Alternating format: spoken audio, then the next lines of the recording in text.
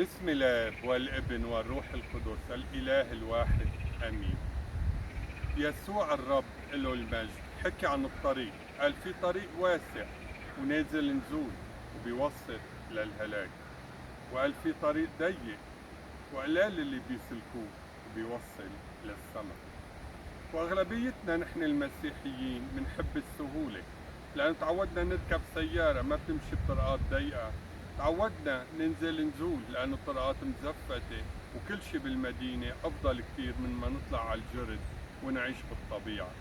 بالطبيعة بتعطي صفتها الخاصة فيها، ما منلاقي كل شي منلاقيه بالمدينة، لأن الطبيعة غنية بذاتها.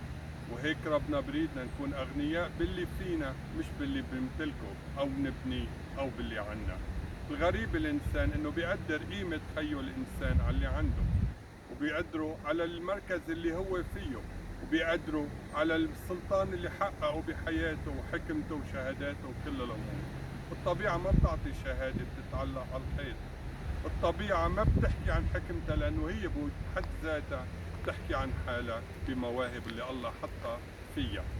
كتير حلو المسيحي يكتشف الغنى اللي حطه الله فيه. قيمتك يا إنسان وقيمتك وقيمتي من قيمة حب الله لإلنا. نحن الطبيعة اللي بريدنا الله نرجع نبين صورته فيها. نحن الجنة اللي بريد الله يغرس بوسطها شجرة الحياة.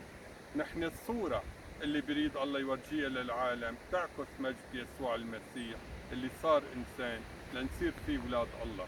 بالطبيعة بنكتشف هالهدوء، بنكتشف جمال الطبيعة، ومش كل شيء بالطبيعة بيريحنا. وقت في شوك بيألمنا وفي ورد بينشطنا، وهيك كمان ربنا علمنا بدنا نكون أوقات بحياتنا نقدر نقبل الفرح والحزن ونعمل كل شيء لمجد الله. آمين.